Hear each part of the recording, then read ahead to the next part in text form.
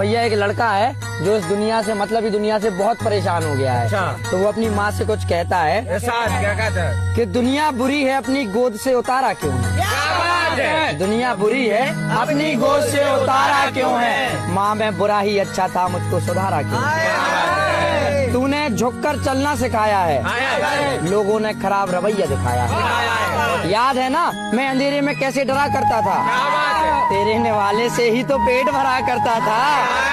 लोग जलते हैं मुझसे दुत्कार भी देते हैं, लोग जलते हैं मुझसे दुत्कार भी देते हैं। हम कभी कभी रोकर तुझे पुकार भी देते हैं। मैं ठीक हूँ, मुझे कुछ हुआ नहीं है, बस परेशान हूँ तेरी दुआ नहीं है।